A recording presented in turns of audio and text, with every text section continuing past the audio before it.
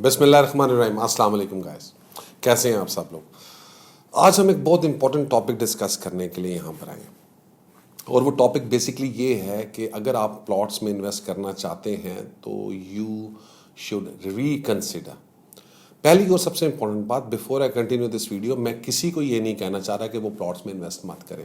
Plot investment एक बहुत ही valid investment है अगर तरीके के साथ की जाए, प्लानिंग के साथ की जाए और समझदार तरीके के साथ उसके ऊपर इम्प्लीमेंट किया जाए। लेकिन अनफॉर्चुनेटली हमारी मार्केट के अंदर आप कितने लोग हैं जो ये कह सकते हैं कि उन्होंने प्लॉट इन्वेस्टमेंट्स में जो है बेतहाशा पैसा कमाया। इसका जो रीज़न है वो ये है कि हमें fundamental understanding of plot investment नहीं है। पाकिस्तान के अंदर जितनी भी प्लॉट मार्केट है टेक्निकली ये स्पेकुलेटिव मार्केट है। उसको आपको कैसे पता चलता है कि स्पेकुलेटिव मार्केट है, मैं उसका एक अंदाज़ा देता हूँ। दुनिया के अंदर आप जहाँ पे भी जाएंगे, जहाँ पे मेच्योर एरियाज़ हैं, मेच्योर इन्वेस्टमेंट्स हैं, मेच्योर प्रॉपर्टीज़ जो हैं, जहाँ पे पॉपुलेशन ज़्यादा है, वो महंगी होती जाती हैं और जो नई जगह आती है वहाँ पे प्राइसेस कम हो जाती हैं। पाकिस्तान में यह हिसाब थोड़ा सा उल्टा है। सो फॉर एग्जांपल, अगर हम DHL लाहौर की बात करें, नॉट इन जनरली बाकी एरियाज़ की, लेकिन अगर DHL लाहौर के पर्टिकुलर एस्पेक्ट में बात करें तो DHL लाहौर के अंदर फेज़ 1 जो है उसकी प्राइसेस बहुत मुनासिब हैं। फेज़ 2 के अंदर भी प्राइसेस बहुत मुनासिब है प्लॉट की। फेज़ 3 और 4 के अंदर भी आपको बहुत कम एक पर्टिकुलर अगर आप सोचे कि एक सेक्शन के ऊपर आकर, वो एक जगह के ऊपर आकर रुक गई, लेकिन फेज़ 5, 6, 7, 8 इनकी प्राइसेस उनसे ऊपर जाते जा रही। एक रीज़न तो ज़रूर ये है कि चूँकि वो बेटर डेवलप्ड हैं, वेल प्लान्ड हैं और इस वजह से ऑब्वियसली वहाँ पे प्राइसेस ऊपर गई। लेकिन एक और रीज़न भी है। वो रीज़न ये है कि फॉर एग्जांपल अगर आप अच्छी प्लानिंग की बात करें तो फेज़ 5 जो है वो ऑब्वियसली फेज़ 6 या फेज़ 7 या इनसे जो है वो कंपैरेबल है। तो इनके अंदर इतनी प्राइस रेंज का डिफरेंस क्यों आ जाता है? वजह यह है कि पाकिस्तान के अंदर प्लॉट्स की टेक्निकली इन्वेस्टमेंट जो है वो ज़्यादातर स्पेकुलेटिव है। उसकी रीज़न ये है कि हमारे पास प्लॉट ज़्यादा हैं, घर कम है और प्लॉट ज़्यादा इस वजह से कि हम उसको स्पेकुलेटिव इन्वेस्टमेंट्स में कंडक्ट करते हैं और स्पेकुलेटिव इन्वेस्टमेंट्स करते हैं। इन्वेस्टर्स आते हैं, वो चूंकि उनको एक मेच्योर एरिया के अंदर जहाँ पे जनरल प्रॉपर्टीज हैं, they move from that place और वो जगह पे जाकर इन्वेस्ट करते हैं जहाँ पर अभी प्रॉपर्टी जो है वो नई है, लॉन्च हो रही है और वहाँ पर जाके वो इन्वेस्ट करेंगे और उसकी वजह से वहाँ पर प्रॉपर्टी प्राइसेस बढ़ती हैं और ये साइकिल जो है ऊपर नीचे चलता रहता है। तो आपकी प्राइसेस 50, 60, 70, 80 लाख रुपए ऊपर गई, 30, 40, 50 लाख रुपए नीचे आ गई, फिर 70, 80 लाख रुपए ऊपर चली गई। तो एक सर्टन टाइम पीरियड्स के अंदर उनके अंदर बहुत ह्यूज ग्रोथ मिलती है, 30% की, 40% की over a small period of time. But then at the same point in time वो सर्टनली कुछ अरसे के बाद वो स्टैग्नेंट हो जाती है, वापस आ जाती है। तो अगर तो कोई बंदा उस टाइम फ्रेम का फ़ायदा ले सकता है तो good enough. I think speculative trading के लिए real estate investment in plots wonderful idea. But in general my conclusion is कि 70 to 80% of people just fail, just like in the stock markets. 80% लोग जो हैं वो इसके अंदर फेल हो जाते हैं, पैसा बल्कि लूज कर देते हैं। 10% काइंड ऑफ ब्रेक इवन एंड 10-15% जो है वो पैसा बनाते हैं। रियल एस्टेट में स्टॉक से ज़रा बेहतर रिजल्ट्स होंगे, लोग शायद पैसा लूज ना कर रहे हो उस तरह से, लेकिन जो पैसा बनाने वाला एलिमेंट है वो there are very few people who can say कि जनाब पिछले 10-15 सालों में उन्होंने ये पैसा बनाया।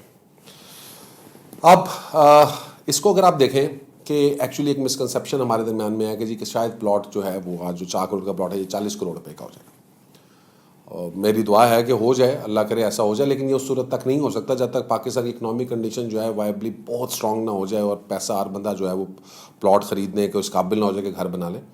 उसके अलावा अगर हम इसको देखें और एनालाइज करें कि क्या ये पॉसिबल है कि हमारी इतनी हाउसिंग शॉर्टेज है और हमारी पॉपुलेशन है कि जिसके ऊपर जो है ये सारी चीज़ें स्टैंड कर जाएंगे। So let's see this small data. अब ये आप पीछे स्क्रीन पे देखें तो यहाँ पर आपको नज़र आ रहा है कि पंजाब के अंदर ये स्टडी हमारे फॉर्मुलेट हुई, पंजाब गवर्नमेंट ने की, 2016 से 2018 के दरमियान स्टडी हुई।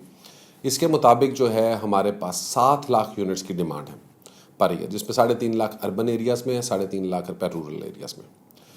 और जो इनकी डिस्ट्रीब्यूशन है इनकम ग्रुप्स की कि जनाब किस चीज़ को क्या ज़रूरत है, तो इसमें लो क्लास, लो मिडिल क्लास या not low middle class but low income class जो है उसकी 62% रिक्वायरमेंट है घरों की शॉर्टेज की। और उसके बाद जो है बेसिकली जो है लो मिडिल इनकम क्लास उसकी 25% के करीब जो है उनकी रिक्वायरमेंट्स आती हैं घरों के लिए। और जो हायर या हायर इनकम जो क्लास है उसके तकरीबन सिर्फ और सिर्फ ये 10% के करीब है। जो फॉर्मल सप्लाई हमें मिल रही है वो तकरीबन 2.5 लाख यूनिट्स की मिल रही है पूरे साल के अंदर। तो हमारे पास तकरीबन अब 7 लाख में से 2.5 लाख यूनिट बाहर निकालेंगे तो 4.5 लाख यूनिट, तो 4.5 लाख यूनिट तकरीबन पर ईयर जो है हम शॉर्टेज के अंदर हैं, जिसमें से अर्बन सप्लाई में हमारे पास 1.5 लाख यूनिट बन रहा है और रूरल सप्लाई हमारे पास उससे भी कम है, उसमें यानी शॉर्टेज ज़्यादा तेज़ी से बढ़ रही है। तो ये तो एक्चुअल स्टैट्स हैं हाउसिंग स्टैट्स के। इसके अंदर थोड़ी सी एक प्रॉब्लम है और वो ये कि स्लाइटली मिसलीडिंग है। द प्रॉब्लम इज़ कि although the housing shortage exist, but वो हाउसिंग शॉर्टेज जो है वो एग्जिस्ट कर रही है बेसिकली उस 62% कैटेगरी के अंदर जो उसको हम लोअर इनकम क्लास कहेंगे, जो अफोर्ड नहीं कर सकते हाउसिंग। और ये जो घर और प्लॉट हम पिछले 15, 20, 25 सालों से बना रहे हैं, ये टेक्निकली ये प्लॉट सारे के सारे जो हैं ये सिर्फ और सिर्फ हायर इनकम क्लास या हायर मिडिल इनकम क्लास को कैटर फॉर कर रहे हैं, ये लोअर इनकम क्लास को कैटर फॉर नहीं कर रहे हैं। इसको अब और बेहतर तरीके से देखने के लिए आपके पीछे एक पिक्चर आपको नज़र आ रही होगी। ये भी उसी स्टडी का हिस्सा है। इस स्टडी के अंदर उन्होंने पाकिस्तान की जो कैटेगरी है लोगों की, उनको 6 इनकम क्लासेस में डिस्ट्रीब्यूट किया, जिसमें very high income class, high income class, फिर मिडिल क्लास, फिर लोअर मिडिल क्लास, फिर वेरी लो इनकम और लो इनकम और फिर वेरी लो इनकम।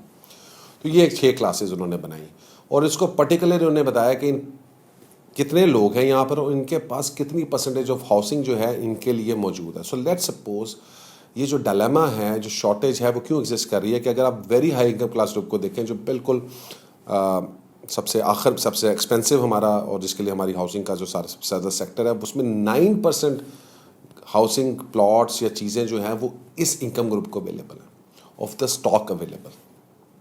ठीक है। सिमिलरली जो हाई इनकम क्लास है उसके पास भी वो टोटल हमारी जो है वो 1% है हमारी सोसाइटी की, या उसकी डिमांड जो है ओवरऑल 1% है, और उसके पास तकरीबन जो है वो 10% of the stock, housing stock जो इस वक्त मार्केट में वो अवेलेबल है। तो there is a huge difference between these two numbers. So 1% of the society, 1% group जो है वो enjoys 10% of the housing stock which is available because उसकी पॉकेट में है।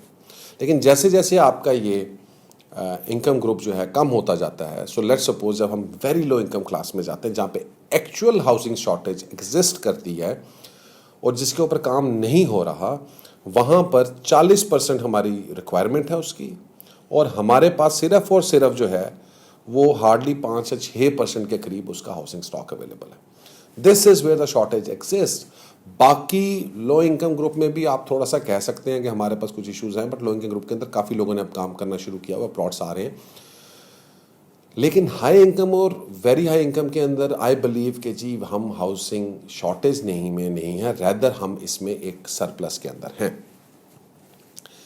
और उसका रीज़न है, उससे क्यों सरप्लस में, उसका रीज़न ये है कि अगर आप स्टैटिस्टिक्स को चेक करें और if you can see the picture which shows you that 68% of the plots in all societies in Punjab इस वक्त जो हैं वो वेकेंट हैं। अब वो प्लॉट्स अवेलेबल हैं, घर बन सकते हैं, उनके ऊपर जगह भी है, यूटिलिटी भी है, लेकिन वो वेकेंट है। और वो वेकेंट प्लॉट्स क्या है, वो बेसिकली जो वेकेंट प्लॉट्स हैं ये सारे के सारे इन्वेस्टमेंट ओरिएंटेड बाइंग है, जिसके ऊपर कोई बंदा आज घर नहीं बनाना चाहता, लेकिन वो प्लॉट उसने ख़रीद के रख दिया हुआ है जिसमें पैसे डाल जाएंगे, ये हो जाएगा वो हो जाएगा। And this is exactly why in सारी स्टडीज़ के बाद गवर्नमेंट ने 2016-17 के बाद आपके ऊपर थोड़े से रिस्ट्रिक्शंस लगाना शुरू किए, जिनको बाद में पीटीआई गवर्नमेंट ने भी फॉलो थ्रू किया। और इसके अलावा एक और बड़ा इंपॉर्टेंट फिगर है विच यू शुड कंसिडर, वो दैट इज़ कि जी कि हम बेसिकली ये प्लॉट जो इतने सारे बना रहे हैं वो बना किसके लिए रहे हैं। तो उसके लिए हमने एक एवरेज जो है वो निकाली कि जी कि कितने प्लॉट्स अवेलेबल हैं, किस किस साइज़ के अवेलेबल हैं। सो अगर आप उसको उठा के देखेंगे तो आपको पता चलेगा, पीछे आपके सामने नज़र भी आ रहा है कि एवरेज वो जो साइज़ हमारे पास अवेलेबल है वो 10.9 मरले का। और 10.9 मरला जो है वो लो इनकम के लिए नहीं है, वो एटलीस्ट हाई मिडिल क्लास की आप बात कर लें या हाई इनकम ग्रुप या वेरी हाई इनकम ग्रुप, ये उन लोगों की कैटेगरी के अंदर ये जो है ये प्लॉट आता है 10 मरले का। तो हमारे एवरेज साइज़ हम प्लॉट का ये बना रहे हैं, जबकि हमारी रिक्वायरमेंट जो है वो 3 मरले की है, 4 मरले की है, 5 मरले। where actual housing shortage exists. तो एक बात इस सारे डाटा और फिगर से क्लियर है कि जी कि जब एक चीज़ की आपकी सप्लाई जेन्युइन जो डिमांड है वो अवेलेबल नहीं है और एक स्पेकुलेटिव इन्वेस्टमेंट्स के लिए, तो इट मीन्स कि it is going to be a very volatile environment. और वोलेटिलिटी में प्राइसेस कभी ऊपर भी जाएंगे, प्राइसेस नीचे भी आएंगे, स्पेकुलेटिव इन्वेस्टमेंट्स होंगी और ये बिल्कुल होगा. और यही जो है चीज़ जो है बहुत सारी अपॉर्चुनिटीज़ प्रोवाइड करती है कि आप इसके अंदर इन्वेस्ट करें, timely take an exit, time an entry. But the problem with speculative investments is moving forward no one knows what's going to happen, right. You can make your best guesses. While looking back बड़ा अच्छा लगेगा कि यार ये इस point पे ले लेते हैं और इस पॉइंट पे बेच देते हैं तो हमें 10 करोड़ हम कमा लेते हैं. बट जब ये चीज़ें चल रही होती हैं फ्यूचर में तो उस वक्त आपको नहीं पता होता और उस वक्त आप कहते हैं यार लेना भी चाहिए नहीं लेना और हमें बेचना चाहिए नहीं बेचना चाहिए. तो all those confusion come into play. So if you want to do this that kind of speculative trading, you most welcome. आप आए हमारे पास, वी आर मैनेजिंग दैट. हमारा कंप्लीट 1 करोड़ रुपये चैलेंज है इसके ऊपर, जिसके ऊपर we are going to help you out in speculative trading. And additionally, if you don't want to do that, we have brought another very good way of making money in real estate, which is through long-term prospect of rental generating assets. So the big question is what to do next, right? I'm not demotivating you कि आप plots में invest मत करें. All I'm suggesting is कि if you want to invest in plots, think twice. You should invest. What timings are right? किन सी जगह हैं जहाँ पे आपको करना चाहिए जो राइप हैं, और you will make a lot of money. But at the same point in time there is an easier solution to making quite a lot of money and that is through long term rental generating assets, जिसके अंदर आप जाके एक अच्छा पैसा बना सकते हैं. The choice ultimately rest with you which way you want to go. The speculative investment side is a little bit more riskier. The rental generating side is steady, slow, but it is really very potent and powerful.